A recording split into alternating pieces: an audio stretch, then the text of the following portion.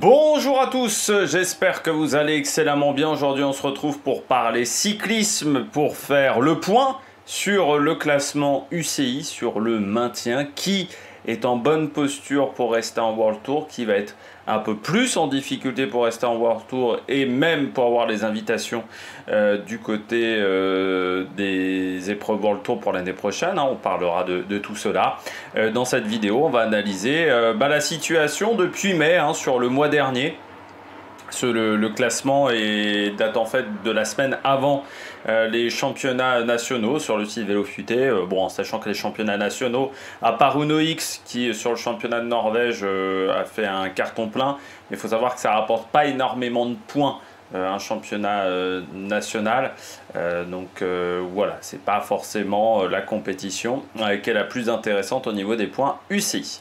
Allez, n'hésitez pas à vous abonner à la chaîne, à réagir dans les commentaires, à mettre un pouce bleu, à partager la vidéo sur les réseaux sociaux, notamment auprès de vos proches si vous pensez que ça peut les intéresser.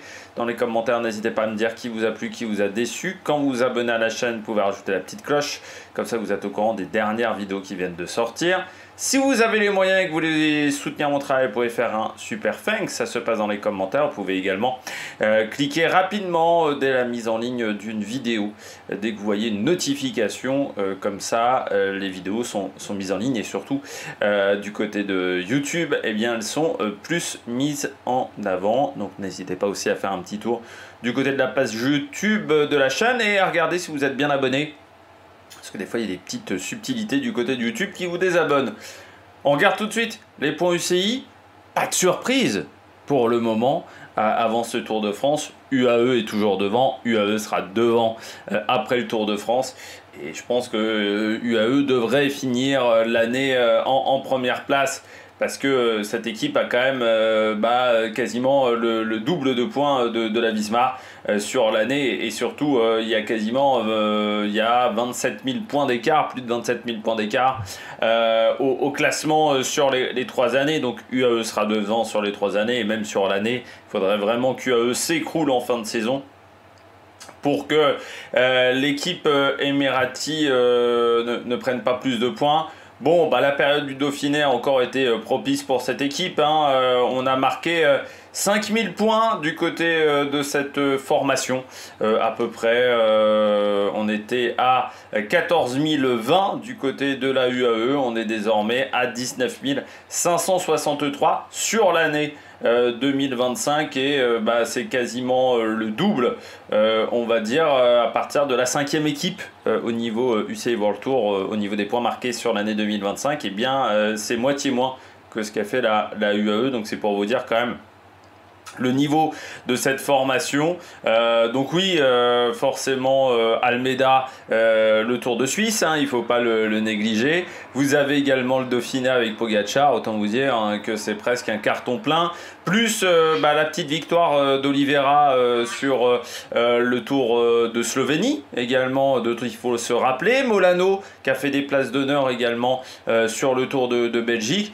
Je dois vous dire qu'il y a eu assez peu de place pour les autres formations sur ce mois de juin du côté de cette équipe qui a réussi quasiment un carton plein sur le mois de juin, parce que sur toutes les courses auxquelles ils ont participé, quasiment ils ont marqué des points sur toutes ces épreuves.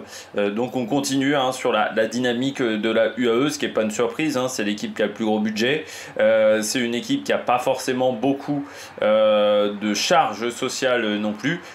Et puis ils font pas d'erreurs non plus et ils n'ont pas de blessés. Donc au bout d'un moment, pour pas qu'ils dominent le World Tour avec le meilleur budget et des charges sociales qui sont parmi les plus faibles, il faudrait quoi? Il faudrait qu'ils aient 10 blessés et que même avec 10 blessés, ils seraient en capacité quand même d'être au-dessus de la Lidl Trek. C'est là le problème de ce cyclisme, peut-être pas de la Lidl Trek, mais il serait au-dessus de l'Ineos, ça c'est clair et net, en termes de points sur l'année 2025, et ça c'est le problème du cyclisme actuellement, à multiples vitesses, mais avec des superstructures qui dominent aujourd'hui, et deux superstructures qui dominent, il faut bien le dire, la UAE, la Visma, même si c'est quand même un niveau moindre sur l'année 2025 et sur ces 2 dernières années, mais voilà, on est sur une formation avec 2 très grosses structures pour le moment. On poursuit avec la Visma, 4000 points de marqué du côté de la Visma. On notera la victoire sur le Giro de Simon Yates parce que nous on s'est arrêté au classement au 20 mai dernier. Donc depuis, il y a eu la victoire de Simon Yates du côté du général du Giro. On notera également Jonas Vingegaard qui a marqué des points également sur le tour sur le Dauphiné, sur l'Auvergne-Rhône-Alpes Tour. Celle-là fait encore mal. Et puis du côté de la Visma, on a marqué quelques points également avec du Van Aert aussi, voilà, avec des coureurs de ce profil.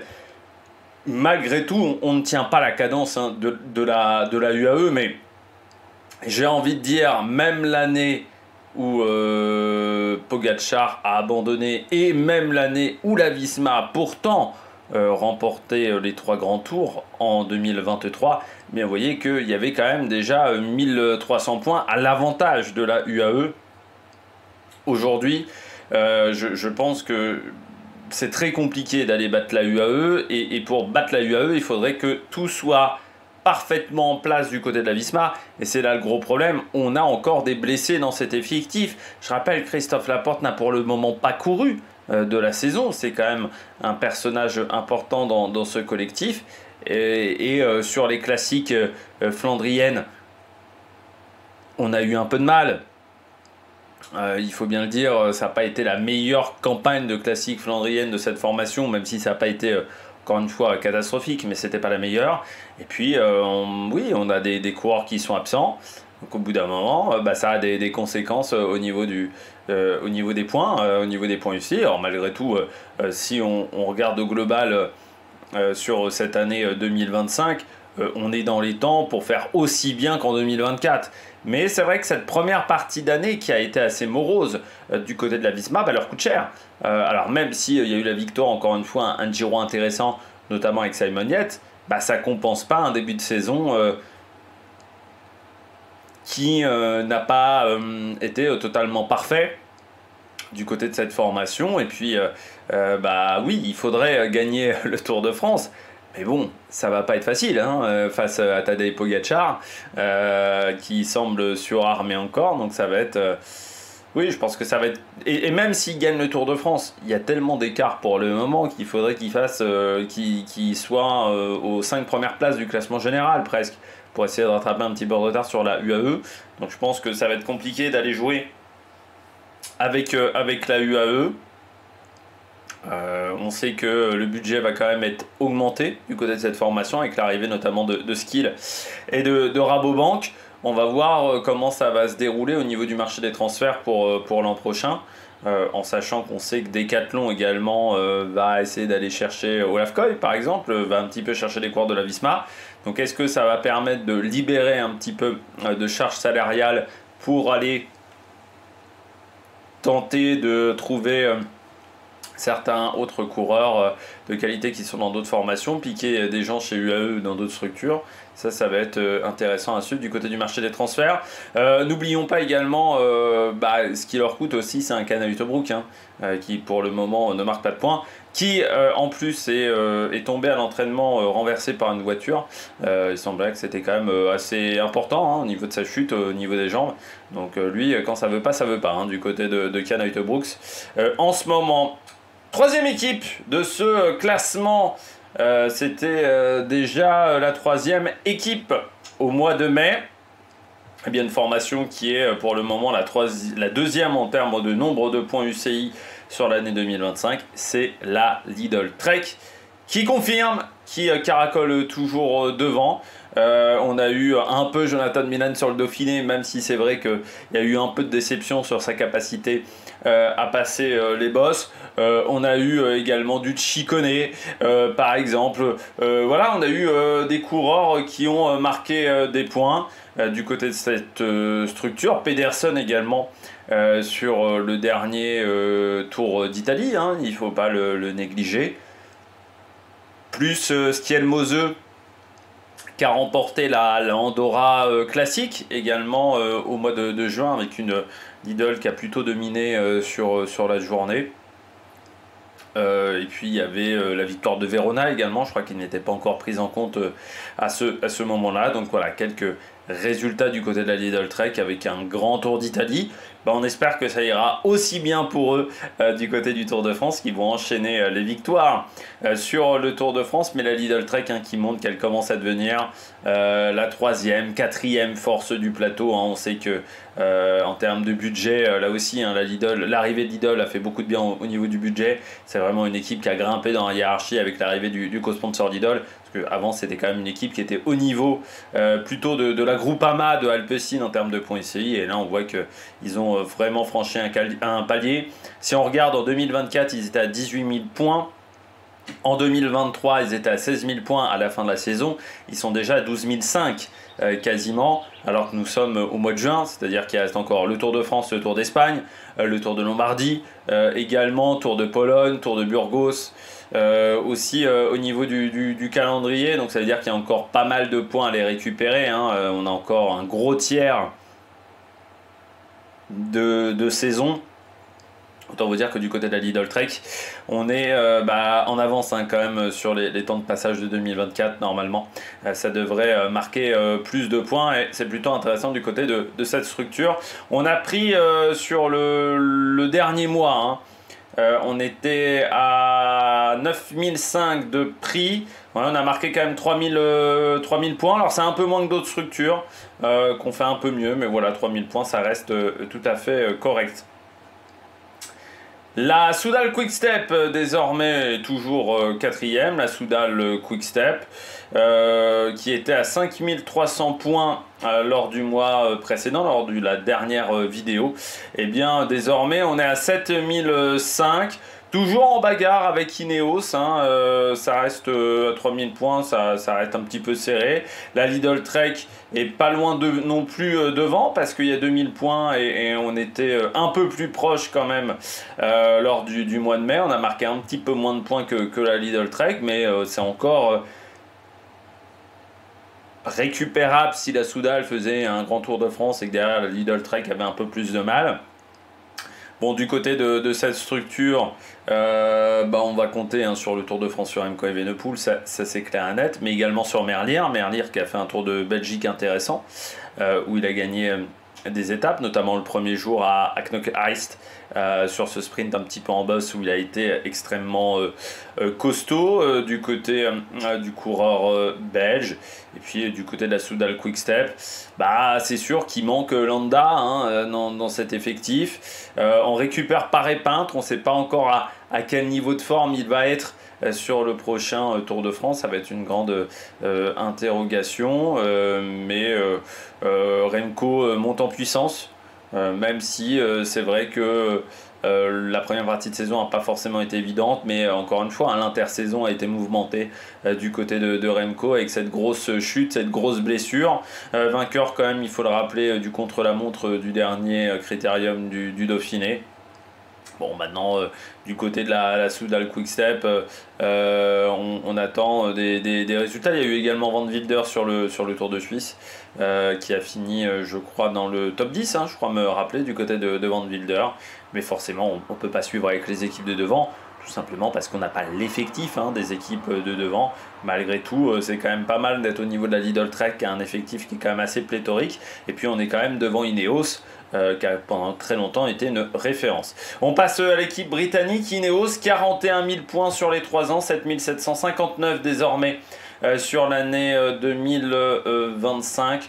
On était à quasiment 6 000 points, donc on n'en a pas marqué tant que ça sur le mois de juin du côté de la Ineos Grenadiers, et ce qui fait que Soudal Quick-Step s'est même rapproché au niveau des points UCI, parce qu'il y avait un écart qui était un peu plus important sur l'année 2025 entre ces deux structures. La Ineos sur le mois de juin, ça n'a pas été exceptionnel en termes de résultats. Je crois qu'on a vu un peu Ghana sur le dernier Tour de Belgique. C'est vrai qu'il faut rappeler aussi du côté de la Soudal Quick-Step, il y a eu du très bon Ethan Etter sur le Tour de Belgique, avec notamment la victoire sur le contre-la-montre lors de l'étape du samedi, je crois, le contre-la-montre, où il a été assez impressionnant. Et donc du côté d'Ineos, Ghana qui a été battu sur ce contre-la-montre. Et puis du côté des autres coureurs, sur le Tour de Suisse, il n'y avait personne au départ. Sur le Dauphiné, Il y avait Rodriguez, mais qui n'a pas non plus été exceptionnel sur ce Dauphiné. Et ça veut dire qu'à la fin, eh bien, on marque assez peu de points hein, sur cette période. Et bon, on est géré dans les temps pour faire à peu près la même saison qu'en 2024. Hein. Là, on partirait, oui, pour à peu près 15 500. On est à peu près à la mi-temps du côté de la Ineos. Malgré tout, j'ai un peu peur pour le prochain Tour de France du côté de cette structure. Ça va peut-être être pas si évident que ça. La Red Bull Bora 6e. La structure autrichienne était déjà 6e avec 35 281 points. On a marqué quand même quelques points hein, du côté de la Red Bull 2005 à peu près si je me réfère au dernier classement du côté de la Red Bull Bora. Et surtout, eh bien, on s'est rapproché de Ineos et Soudal Quick-Step sur l'année 2025 en termes de résultats, parce qu'on avait quasiment 1000 points de retard par rapport à la Ineos Grenadiers. Et désormais, eh bien, on est sur l'année, hein, je parle bien sur l'année, on a réduit à 650 points, moins même de 650 points, c'est 750. Oui, plutôt 600 points d'écart avec la Ineos.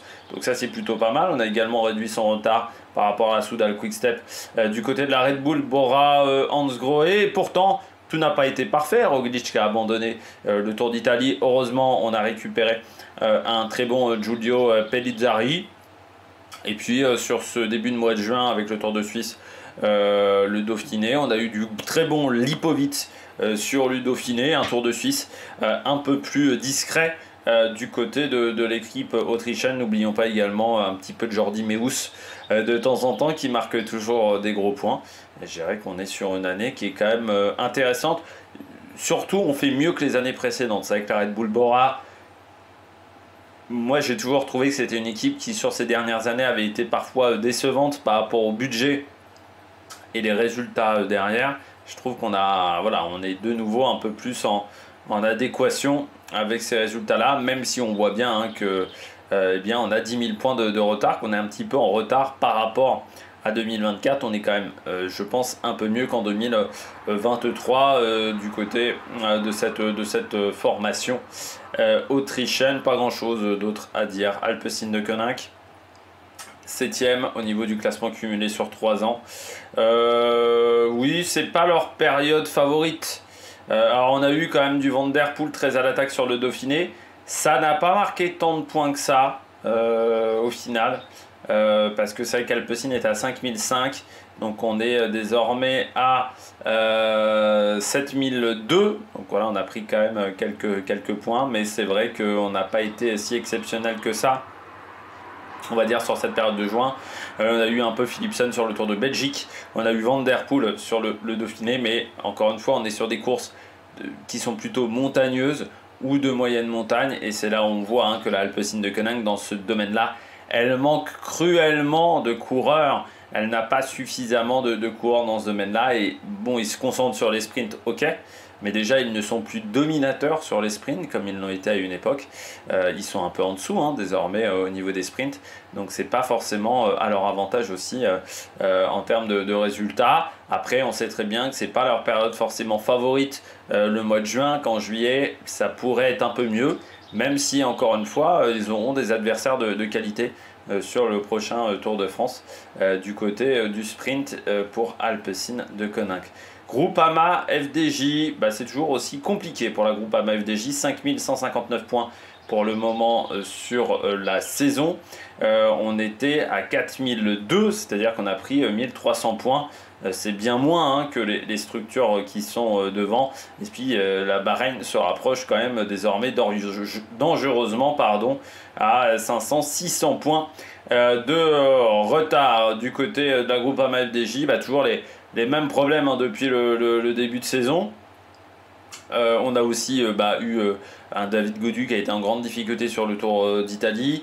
Bon, tu as un peu Romain Grégoire qui a fait un bon Tour de Suisse. Hein. Romain Grégoire, notamment, qui a pris le maillot de leader en début de course et qui a remporté une belle étape lors de la première journée. Mais le collectif n'est plus en mesure aujourd'hui de rivaliser avec les grosses structures.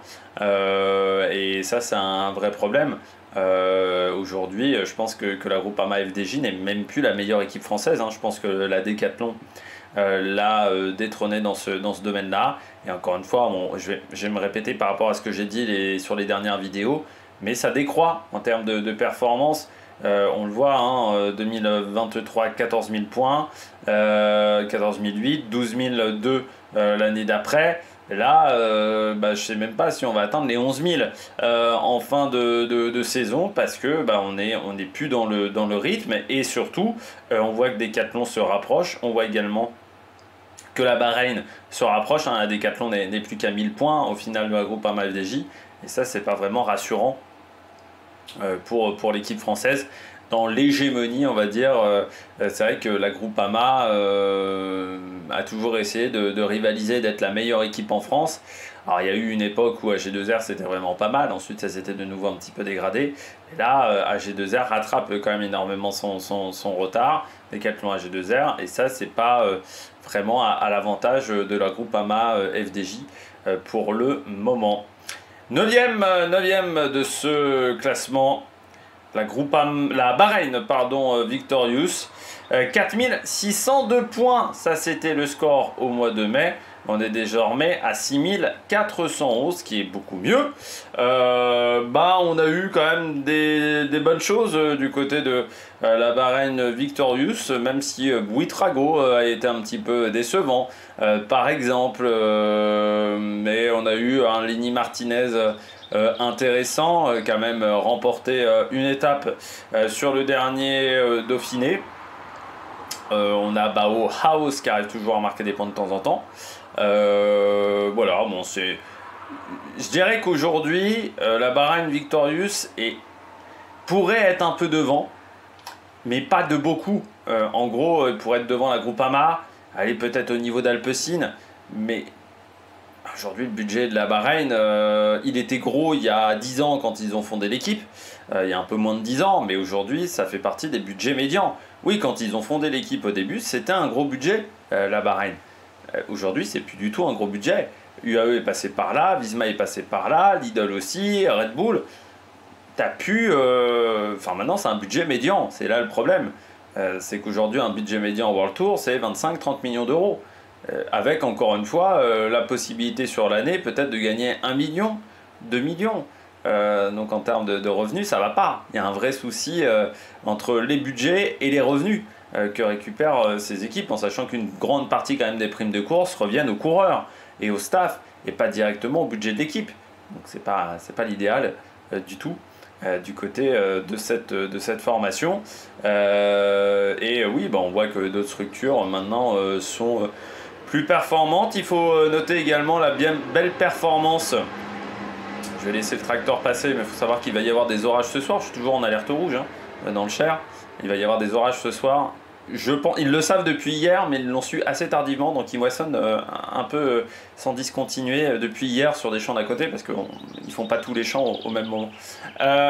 Bon, du côté de la Bahreïn, oui, c'est compliqué en termes de résultats sur certaines périodes, mais très bon tour de Slovénie de Ormzel, qui a ensuite remporté le Baby Giro, mais qui fait partie de l'équipe de développement. Donc ça n'apporte pas des points à l'équipe 1 de la Bahreïn. Après, le petit Ormzel, ça ne m'étonnerait pas qu'on le voit l'an prochain dans l'équipe 1, hein, vu ce qu'il nous a fait sur le Tour de Slovénie. Il a renversé la course le dernier jour sur le Baby Giro. Un Baby Giro qui a été assez difficile à lire, hein. Il y avait des rebondissements un petit peu tous les jours. Il n'y avait pas forcément une équipe ou 2-3 leaders qui arrivaient à contrôler la course, mais il s'en est extrêmement bien sorti sur cette dernière étape. Donc voilà, du côté de la Bahreïn, oui, on est désormais distancé par les grosses structures, mais je dirais qu'on est quand même mieux que l'an dernier. Hein. L'an dernier, on avait marqué seulement 9500 points, 6004 déjà de marqués, donc quelques-uns pour Lenny Martinez. Donc on est quand même plutôt en mesure d'aller faire mieux qu'en 2024. Après, mieux qu'en 2023, ça sera quand même pas évident du côté de l'équipe Bahreïnie, parce que voilà, il faudra se lever tôt pour faire aussi bien. On poursuit du côté de ce classement UCI avec la Décathlon. 6183 points, alors c'est vrai que c'est moins bien qu'en 2024, mais en même temps en 2024, l'équipe avait surperformé énormément. Il faut rappeler aussi que chez Decathlon, Cosnefroy n'est pas là, Lafay n'est pas là. Et Lafay sur les 2 dernières années n'a pas été très présent. Sam Bennett, pas un grand Tour d'Italie. Il y a eu Félix Gall qui est allé sur le Tour de Suisse. Je pense un petit peu pour éviter la surconcurrence que l'on avait sur ce Dauphiné où quasiment tout le monde avait décidé de se réunir sur le Dauphiné et en plus on sait qu'il préfère quand même souvent les cols un peu longs. Félix Gall et la haute altitude c'est souvent là où il est pas mal. Son Tour de Suisse n'a pas été mauvais à Félix Gall, il s'en sort plutôt pas mal, avec une forme qui était intéressante tout au long de la saison, de la course, pardon, je vais y arriver. Sinon, que dire d'autre du côté de cette formation Décathlon AG2R? Bon, bien entendu, les championnats de France ont été maîtrisés du côté de cette structure. Et puis, oui, un niveau de performance qui est un petit peu moins bien. Encore une fois, l'an dernier, ils avaient surperformé. Ils sont quand même en avance par rapport à la saison 2023. 9000 points contre 6000 en 2025. Mais encore une fois, c'était à la fin de la saison. On a sécurisé la place pour le World Tour. Il n'y a pas vraiment d'inquiétude à avoir du tout. Donc, on est plutôt bien positionné pour le moment du côté de cette équipe. Moi, ce qui va m'intéresser maintenant dans les semaines à venir du côté de la Décathlon, c'est comment ils vont gérer le Tour de France, comment ils vont gérer également le Tour d'Italie, le Tour d'Espagne, parce qu'ils ont souvent du mal à faire 3 grands tours intéressants sur l'année. C'est pas toujours l'équipe qui est la plus solide là-dessus. Et puis on va arriver en plus sur des courses, Tour de Pologne, tout ça, où parfois ils ont marqué, parfois ils ont été bons sur ces épreuves-là. Et puis on verra également comment ça va se passer pour Cosnefroy, pour Lafay aussi, parce qu'il y a pas mal de tournois dans cette équipe, donc c'est vrai que le recrutement va être intéressant à suivre. Du côté de cette structure, EF 6318, c'est toujours le même rythme. Alors dommage, Carapace ne pourra pas défendre son maillot à pois sur le prochain Tour de France. Mais c'est une équipe qui était, que je retrouve au niveau des points, EF, ils étaient à 27 381, 4000 points. Donc ils ont plutôt été pas mal, ils sont même passés devant la Lotto avec 6318 et ils avaient combien de points oui, ils étaient à peu près au même niveau que la Décathlon sur les points sur l'année. Non, je trouve que c'est une année qui est réussie, pardon, du côté de la EF avec 6318 points. On est presque en avance, on est au moins sur les mêmes niveaux que les années précédentes. C'est rare même les équipes qui arrivent à faire 3 saisons à peu près stables en termes de points. On voit qu'il y a quand même pas mal de structures qui ont fait parfois une bonne saison, 2 bonnes saisons et qui ont eu un petit coup de moins bien ou qui ont commencé piano et qui ont évolué vraiment à la hausse. Là, c'est quand même intéressant ce qu'ils sont en train de faire du côté de la EF, du bon Nelson Poles, Vandenberg également sur la route d'Occitanie aussi. C'est vrai que du côté de Décathlon, j'ai oublié, mais les points de Prodhomme qui a dominé sur la route d'Occitanie, n'oublions pas Prodhomme, qui a fait une très grande route d'Occitanie et des bons championnats de France. Et du côté de la EF, oui, il y a eu Vandenberg. On arrive toujours à marquer des points dans cette structure. On arrive toujours à faire quand même des résultats du côté de cette équipe. La Lotto, toujours aussi compliqué, 2775 points. Vous regardez, c'est l'équipe qui a marqué le moins de points. La Cofidis est pas loin du double. Uno X a marqué plus du double. Arkea a marqué 2000 points de plus quasiment. C'est vraiment une équipe qui est à la traîne pour le moment. La Lotto, ils ne s'en sortent pas. La Cara Rural est pas très loin en termes du nombre de points. Total Energy a marqué plus de points que la Lotto. Donc le problème c'est pas qu'Arnaud Delis, même si c'est vrai que le fait qu'Arnaud Delis n'amène pas des résultats c'est pas l'idéal, mais on n'a pas suffisamment de coureurs de qualité. Je ne vois pas comment cette équipe va survivre en World Tour, c'est à dire que là ils vont remonter en World Tour, Ils vont en descendre ils vont en descendre dans 3 ans. Parce que je vois pas comment ils vont marquer des points. Je suis pas sûr que ce soit une bonne chose au final de monter en World Tour. Il va falloir trouver un co-sponsor. Ça va être une obligation. Parce que sinon ils vont avoir le plus petit budget de World Tour. Et ça tiendra pas en termes de résultats. Ça ne tiendra absolument pas. Donc il va falloir essayer de trouver des solutions. Il va falloir qu'Arnaud Delis retrouve des jambes. Van Edvelt, je trouve que c'est quand même risqué de lui faire tenter le classement général parce qu'on ne sait pas trop ce que ça va donner sur 3 semaines du côté du Belge au lieu de plutôt jouer les victoires d'étape, ce qui pourrait être plus intéressant, pourquoi pas, pour lui. Et puis après, bon, collectivement, l'effectif n'est pas suffisamment bon pour pouvoir rivaliser avec les structures aujourd'hui du World Tour. Donc oui, ils sont assurés de monter en première division. Mais bon, si c'est pour pas pouvoir exister en World Tour, est-ce que c'est vraiment intéressant? Je ne suis pas sûr. Et le problème, c'est qu'ils peuvent pas dire on décide de pas monter en World Tour et on reste en deuxième division, parce qu'ils n'auront pas suffisamment marqué de points sur l'année 2025 pour avoir les invitations sur toutes les courses du World Tour. Ils ne sont pas dans les 3 premiers hors World Tour.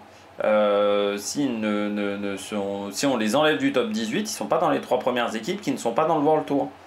Donc ça, c'est un vrai problème pour le moment du côté de cette structure. La Movistar, 27 000 points désormais, c'est-à-dire 4 000 points d'avance, 4 300 points d'avance sur la Picnic.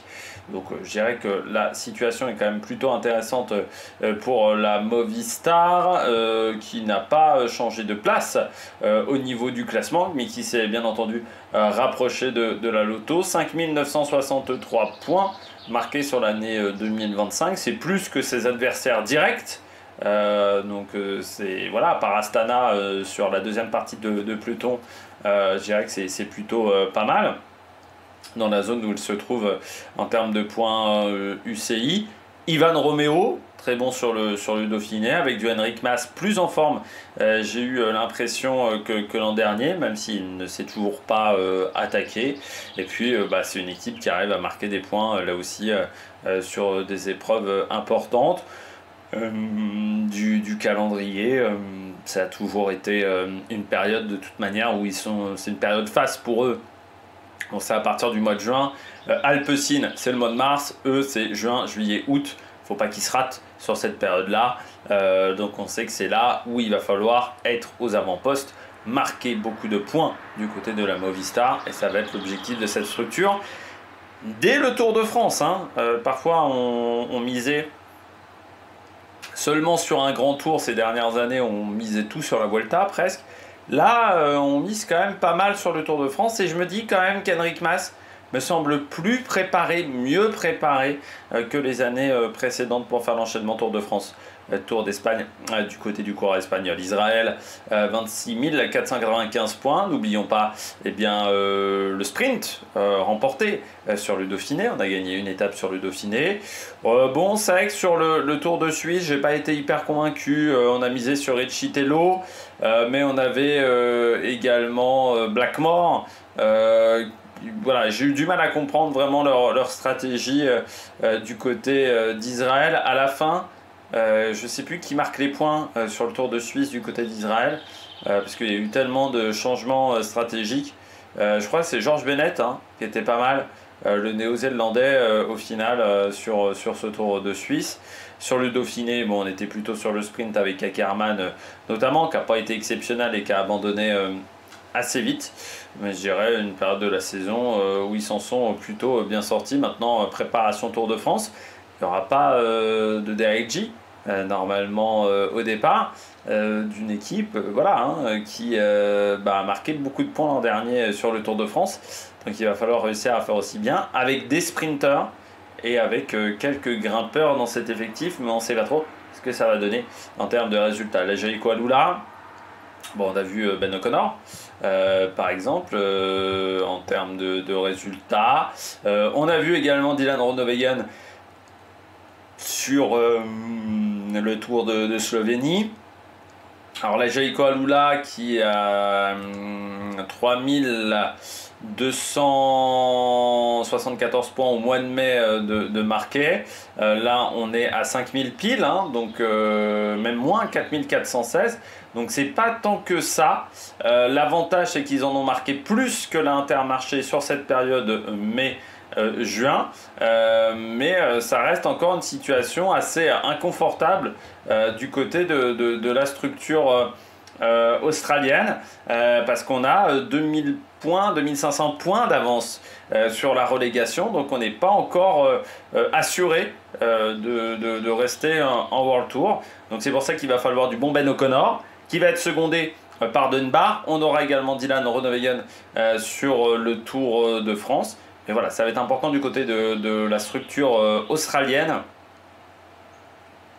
de marquer des points sur ce mois de juillet. Mais ça va pas être si évident que ça. Voilà. Puis on verra également en août sur la Vuelta. Intermarché, année compliquée hein, pour Intermarché, 3981 points, donc on n'est pas encore aux 4000 points. C'est la deuxième équipe dans ce top 18 pour le moment qui a marqué le moins de points. Heureusement qu'il y a la Lotto. Sinon, du côté des équipes World Tour, bien pour le moment cette année, c'est l'équipe qui a marqué le moins de points avec 3980 seulement. On est dépendant de Guilherme, voilà, dans ce collectif. Et Guilherme n'a pas fait forcément un grand début de saison. Alors, on a vu un petit peu Zimmerman sur certaines courses, mais on est dépendant de Guilherme. Et si Guilherme ne fait pas un grand Tour de France, c'est une équipe qui sera en danger. On voit qu'elle a 1300 points d'avance au final sur la Cofidis. Elle a 3000 points en gros sur la Uno X. Mais ça reste une équipe qui est en danger, qui est dans la zone orange. C'est pas encore la zone rouge, mais on n'y est pas loin. On est dans la zone dangereuse. Et là, il faut faire très très attention du côté d'Intermarché et cette dépendance à Guilherme. Alors certes, on a eu quelques résultats de Mentis, mais c'est pas suffisant en termes de points UCI. Et Guilherme, le début d'année n'est pas fantastique non plus. Donc il va falloir qu'il fasse un grand Tour de France pour essayer de sauver cette structure. Et on est bien en retard par rapport aux 2 années précédentes. Hein. On était aux alentours de 10 000 points. Là, on est avec seulement 4 000 points. Je pense qu'on aura du mal à rattraper le retard, surtout sur le Tour de France, est un petit peu compliqué. Astana, toujours le même tempo hein, du côté d'Astana. 500 points d'avance pour le moment, donc c'est pas encore fait. Il va falloir encore carburer sur le Tour de France. C'est vrai que j'ai une petite peur. J'ai trouvé que sur ce mois de juin, on a vu quand même Clément Champoussin, mais qu'on a un peu moins vu les coureurs Astana. Et il ne faudrait pas croire que comme ils sont sortis de la zone rouge, que la situation est sécurisée, que voilà, qu'ils vont rester en World Tour. Non, c'est pas encore fait. Il y a encore des points à marquer, des points à accumuler du côté d'Astana. Il faut faire une saison à 15 000 points. Donc c'est-à-dire qu'il y a encore 5 000, 6 000 points à aller chercher au niveau du classement UCI par rapport aux adversaires. Et c'est là où on va voir si le pari de Vinokourov va marcher à partir de maintenant. Parce que, encore une fois, du côté de la Décathlon, l'an dernier, ils avaient été performants. Mais à partir du mois de juin, ça avait été un petit peu plus compliqué pour eux d'enchaîner les résultats. Et bien, on va voir si Astana va réussir à enchaîner les résultats. Mais il ne faut pas baisser les bras. Il faut rester concentré sur l'objectif de rester en World Tour parce que c'est pas encore fait. Oui, maintenant ils sont plus dans la zone rouge. Il y a même une équipe derrière eux, mais ça reste encore dangereux. La Picnic Postenel, qui n'a plus Romain Bardet à l'intérieur de son effectif. Ça va pas être évident pour cette structure de la Picnic Postenel parce que on a les petits jeunes qui poussent, c'est vrai, Oscar Only, je pense à Max Poul notamment, mais on est encore en danger. Et puis, c'est quand même un effectif qui est très jeune. On peut paniquer au bout d'un moment. Il y a peu de coureurs expérimentés. Avec Bardet, tu perds quand même un grand coureur expérimenté. Tu as quand même là aussi un effectif qui n'est pas forcément le plus costaud au monde. Donc ça va pas être si facile que ça du côté de la Picnic. Là aussi, il va falloir cravacher désormais. On le voit un petit peu quand même dans l'effectif qu'ils amènent sur le Tour de France, qui vont essayer quand même de jouer sur plusieurs tableaux pour essayer de maximiser les points. Cofidis, dans la zone rouge. C'est fou Cofidis, parce que là ils ont donc 400 points de retard. Très bon début de saison, Cofidis, notamment avec Milan Fretin. Ils avaient enchaîné les gros résultats. On a eu Aramburu sur le Tour du Pays Basque, également, qui a marqué pas mal de points. Et pourtant, à la fin, Bourman qui fait un Dauphiné correct, mais on est quand même dans la zone rouge et on n'arrive pas pour le moment à se sortir de la zone rouge. C'est pas en plus avec les derniers championnats de France qui vont marquer des points UCI. Oui, la situation est pas évidente. L'avantage pour eux, c'est que pour le moment, ils sont dans les 3 équipes qui ont marqué le plus de points UCI et qui ne sont pas pour le moment dans le top 18, donc qui ne resteraient pas en World Tour. Donc pour le moment, ils feraient partie des équipes invitées sur les grands rendez-vous de la saison. Mais là aussi, il n'y a pas tant de marge que ça, parce que la Tudor n'est pas très loin, Arkea n'est pas très loin non plus, et Q36 est aussi en embuscade. Donc oui, du côté de la Cofidis, il va falloir se relancer. C'est vrai que les derniers gros points, c'est à Aramburu au final. Depuis le Tour du Pays Basque, on n'a pas marqué tant de points que ça du côté de cet effectif. Et d'un très bon début d'un début de saison qui était intéressant, là le rythme s'est quand même largement ralenti. Donc maintenant il va falloir voir comment ça va se passer sur le Tour de France.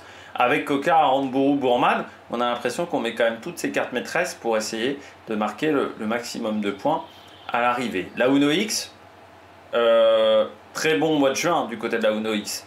On a vraiment été très efficace du côté de ce collectif. On est quasiment à 6000 points, on était à 4005. Donc on a marqué quand même quasiment 1500 points. Tour de Slovénie très bon avec Anders Alland Johannesson. Tour Critérium du Dauphiné très intéressant avec Tobias Alland Johannesson le frère. Quelques résultats également avec Bareshkjold.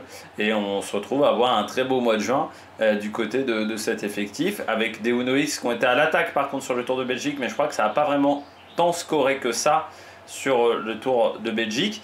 Et un Tour de France où on a décidé de ne pas prendre Christophe. Ça c'est quand même un choix fort du côté du collectif norvégien. L'objectif est de marquer le maximum de points pour aller en World Tour l'an prochain. Et puis bon, on finit avec Arkea, malgré les points marqués par Kevin Vauquelin sur le Tour de Suisse, et bien malgré la route d'Occitanie aussi, qui a été assez prolifique, avec des victoires notamment lors de la première étape de ce fameux contre-la-montre, et bien ça reste derrière, et puis ça reste en danger aussi par rapport au point UCI pour avoir les invitations en World Tour. Parce que comme vous le voyez, 4491, et bien vous avez la Cofidis qui est devant, la Uno X qui est devant, mais également la Tudor, et vous avez également pas très loin derrière la Q36. Donc il va falloir faire un bon tour de France.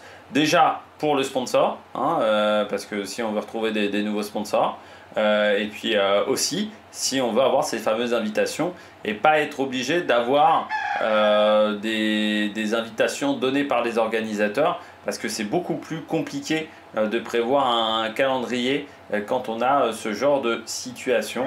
Et puis on voit derrière la Total Energy qui a peut-être un petit peu ralenti le pas par rapport au mois précédent. La Tudor et la Q36, on voit que toutes ces structures là ne pourront pas monter au World Tour. Par contre, leur objectif, ça sera d'avoir les points, d'être bien classés au niveau UCI. Et c'est là où du côté de la Total Energy, ça risque d'être un petit peu compliqué pour la structure française qui devra attendre les invitations. Et là, ça veut dire un calendrier qui va être beaucoup plus aléatoire. Et ça peut être très compliqué à gérer dans ce genre de cas. Eh bien, on a fait le tour. Voilà, des points UCI. N'hésitez pas à vous abonner à la chaîne, à réagir dans les commentaires, à mettre un pouce bleu. Et puis nous, on se retrouve pour de nouvelles aventures sur la Manic Production. Ciao, ciao!